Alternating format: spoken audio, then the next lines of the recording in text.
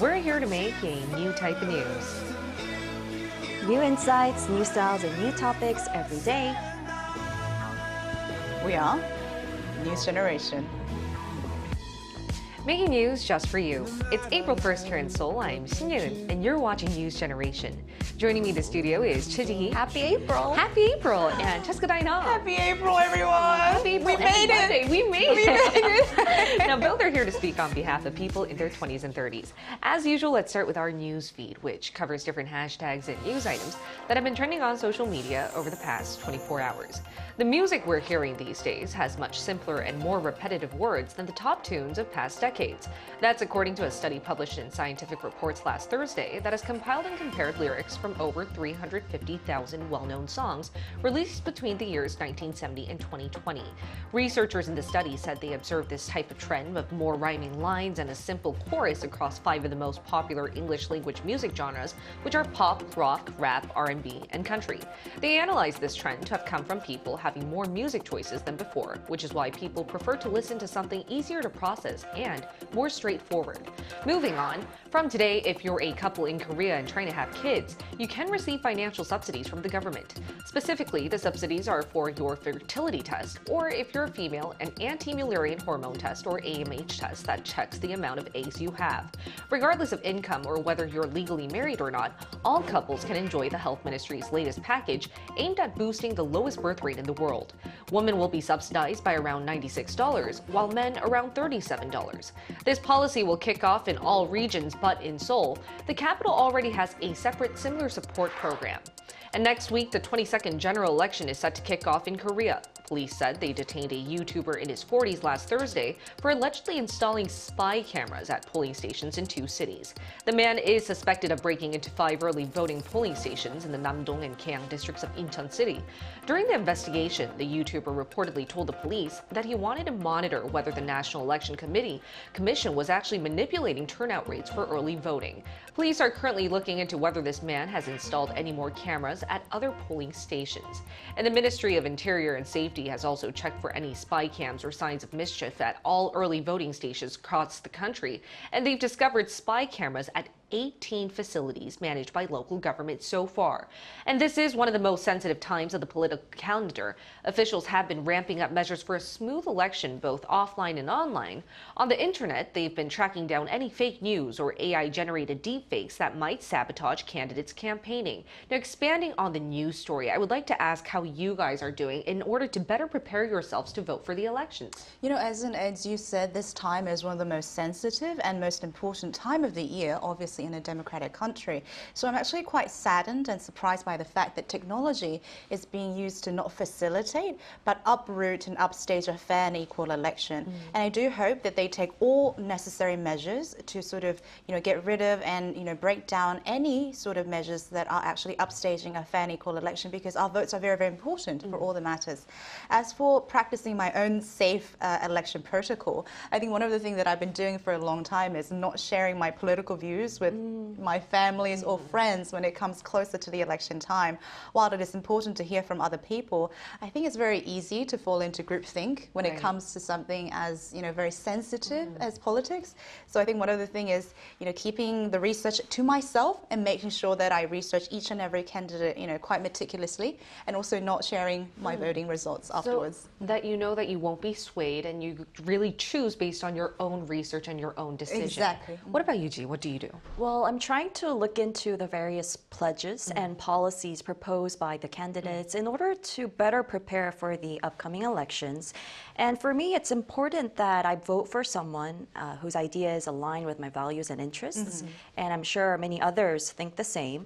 And also, I plan on watching the debate among the candidates this week to ensure that I'm making an informed decision. Exactly. Having a lot of information and access to what the political candidates are trying to offer, I think, is the key key. Now we're going to switch gears to our main discussion topic. Last week in our news feed, I reported on how more people are sticking to their original OTT subscriptions because of live streaming services on sports matches. Watching sports both online and offline has been booming. And what's worth noting, though, is that we're seeing a surge in the number of female viewers. So, Chi, why don't we first walk on this trend? Right, that's right. So the number of women watching sports, particularly millennials and Gen Z, is on the rise, and this trend is changing the overall vibe of sports stadiums. Now, it's become a new hobby for many women to go see live games of their favorite sports. First, let's take a look at the screen to put this into perspective. Now, data indicates that more than 50% of ticket buyers for the national football team matches were female, and that's last year. And this surpassed the number of male ticket buyers. So as you see through this data, you can really realize that a lot more women are being more involved in these actual sports games, whereas in the past, it was more of the males who are more interested in these sort of sports games. As well, right. Now, Cheska, would you like to elaborate on this growing trend of seeing more female sports fans out there? Absolutely. And to add on to the statistics that Jihi brought up, I think this trend was shown very much across baseball, basketball, and surprisingly esports, which was something that was, as we discussed before the show, something that was very sort of revolutionary for me, because even my younger brother, he plays video games, but almost 64% of people were females who bought the ticket to watch the League of Legends. Now, another thing that I found very interesting was the KBL, the Korea Basketball League, had an all-star round in January, and almost 70% of attendees were females in their 20s and 30s, screaming and chanting as if they're seeing their favorite K-pop star in the court. And I actually read the article, and there were interviews about, why do so many females attend these sports games? One was easier access to getting tickets. I actually logged onto the KBL and saw the ticket prices, and obviously it's a lot more affordable than getting like a K-pop concert ticket, and less competitive. And the other thing is, I'm sure if you've been to these courts, you can actually see, scream, and interact with the players in the court and the ground. So I think that gets people really excited as well. So it's definitely a new cultural arena for you to have an immersive experience with your favorite sports celebrity. Now, I would like to ask, as much as we're seeing this type of trend, did you guys ever go to a sports match yourself, like a live one, or have you or any of your friends been to one? Well, yeah, I've been to volleyball games, baseball games, and in fact, the K-League matches also began last month, which I want to go see one day soon. And the baseball season has also begun. Matches are held every week. And I've been to, like I said, baseball and volleyball games, as well as a live golf game too. And I'm also planning on going to see the World Cup qualifying soccer match between Korea and China, which will be held at home ground in June. Yes, and speaking of World Cup, I have this little towel. Look at it, from 2002. It's from 2002. And so we usually have one of these items, go watch in the live stadiums, which I will do soon. And I'm sure you two will love to join me as well. I'm going to join you for sure. Yeah, so much fun. Yeah, well, I love hearing all the cheers once I'm there, enjoying beer and snacks, and being immersed in the moment of the game. And many of my girlfriends also enjoy the experience. In fact, one of them is a huge soccer fan, and she's going over to the UK to watch one of the matches of the Premier League, one between Tottenham and Wolverhampton. Wow. And also another friend of mine, she's also female, went to Qatar to watch the national football team play in the Asian Cups. Wow, so you and your friends are definitely partaking on this new trend of seeing more female sports fans at stadiums. What about you, Cheska? Speaking of sports fans, I would like to bring a little bit to the basketball league now. As some of you may know, in America, the NCAA, the National Collegiate, is huge. So when you're in college, having a sports league or sports game is like a very big thing. And now, I mean, it's April now, but it's actually in America, it's called March Madness. It is. Literally people going mad over the basketball season of all the colleges nationally. And having come from one of the craziest colleges that promotes basketball, we were chanting, body painting, foot rolling. The stadium was literally called Cameron Crazy for a reason. And I think this is one of the ways that people really do celebrate sports in the States. But also my sister and my mom, and we like to do a girls' tradition where we go to US Open and watch the tennis game. Oh. That is also a big thing. So I think I would love to join a soccer game as well, but these were some of the sports that I tried out. Yeah. And you mentioned a really good point there. I think it's not only confined to Korea as to seeing a lot of women sports fans go to live matches. We're seeing this globally, but to find out better and which countries and which sports are really trending and booming, we asked our viewers to share their opinion. So if you take a look at the screen, you can find out what 3 of our viewers had to say about seeing more female viewers at sports matches in their home countries. Sunny says, in the States, even though baseball and basketball have been one of the most popular sports from the past, nowadays we can see more female fans visiting the stadium and enjoying the game. I think it's because of fun events in between the innings and quarters. Benny said, for me, the Philippines are super fans at basketball and also volleyball. An absolute reason why I notice most fans love to watch women's volleyball leagues from abroad and here. The user said in Australia, female fans are increasing, especially in tennis games, as many celebrities are coming more and more to watch the game. Also, popularity of tennis players itself is getting bigger, so fans are coming to see them in real life. And you can see that it is a booming trend of seeing more women at sports matches, but let's bring our focus back to Korea.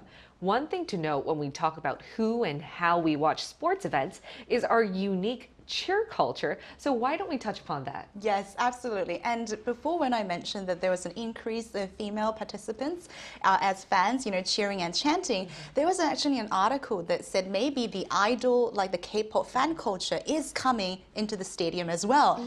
So as you know, we're very known for daechang, which is a synchronized chanting and cheering. So when you go to these stadiums, you see people chanting together, moving in a synchronized motion. And if you have, Jihi, if you have gone to these stadiums, you would know that people line up just to get a glimpse of their favorite players. And actually, the Major League came to Korea last week for their world tour, and so many of the players and the directors actually said, quote, they were in awe of the lit energy that the Korean cheering crowd had. I mean, we have, as you can see, one of the best cheerleading squads, the music playing, the food, everything was, top notch. And one of the things was that it was so great that the New York Times article actually published 2 weeks ago an article titled, quote, How to Be a Baseball Fan in Korea, Get ready to scream. Get ready to scream. That is an integral part of our cheer culture. Yeah. Right. Gee, would you like to add on? Sure. So just like Cheska said, I believe that Korean cheering is really characterized by a sense of unity, evident also in the dreams come true slogan we used to have back in 2002, and the various chants and the daechang, like you said, singing along together. And apart from the cheering culture, eating is also a huge part of the sports watching culture. There's even a barbecue zone in Korean baseball stadiums where you can actually grill your own You're meat. serious? Yes, while watching the game. And many also order various delivery foods, like chicken, of course, to enjoy while cheering for their favorite teams. So there's so many ways to enjoy the cheer culture, and I think one of the biggest parts is in Korea we do it well. There's so many options. You can not only eat, you can cheer, you can sing along. It's such an immersive experience. And to better find out how a surgeon woman at sports stadiums and live matches is affecting Korea's cheer culture and broadly the sports industry as a whole, we're going to connect to a sportscaster. So stay tuned for our live interview.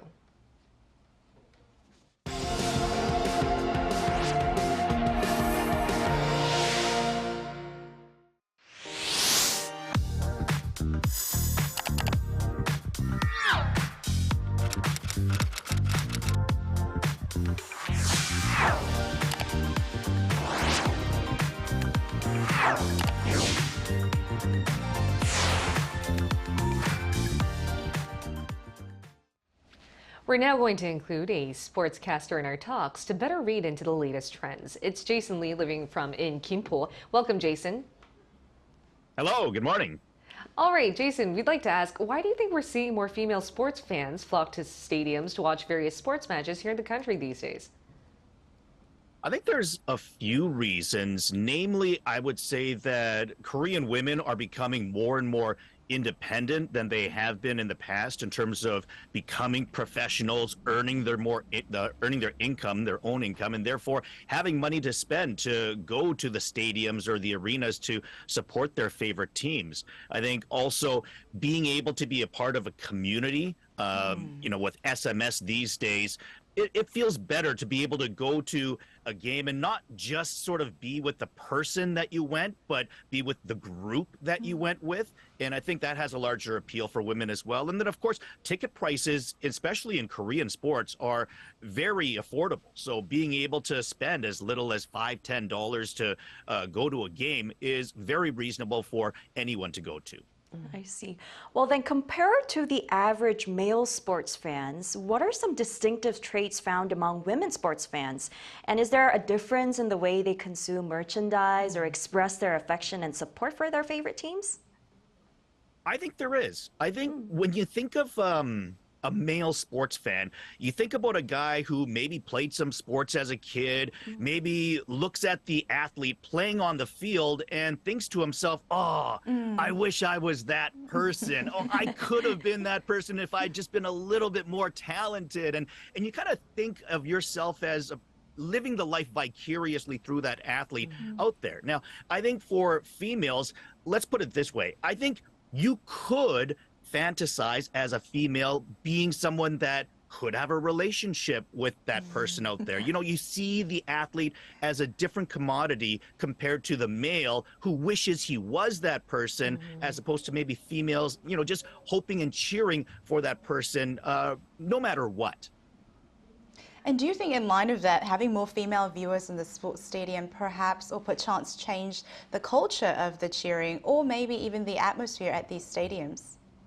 Absolutely. Yeah. I mean, more women usually leads to more passionate cheering by all means. So you have fans that typically will stay right to the end of the games. You know, I think in North American sports culture, you get a lot of fans that leave maybe 3/4 through the game if the home team isn't doing well. But in Korea, they stay right to the end. The cheering is much more passionate. You know, like Koreans love to chant, cheer at games. So being involved, knowing the chants for every athlete, for the team, things like that. I think that's more prevalent with the growing number of female fans compared to if it's just, like I said, the guys that go just to watch the sport and strictly the sport compared to really being there to want to cheer as good as they possibly can. It's like as if they're cheering for their favorite K-pop celebrity, but it's just a sports celebrity now. They're really thinking about what they want to do for them, showing their support through these really massive chants. Now, thank you so much, Jason. It was a pleasure talking to you today. Pleasure as well. All right, and we're going to end off with ways we can better enjoy sports games at stadiums or hype up our already bright cheer culture. So any ideas you guys would like to share? Well, first of all, I really like how the stadiums are becoming a lot more gender balanced now. And I really like the atmosphere. It really seems like a festival once you're there. And I'm really excited to be talking about this topic today because soon we'll be going to watch one of these games live. And watching sports can be more enjoyable personally when you support a favorite team other than the national team, and also sometimes placing bets with your friends, friendly bets.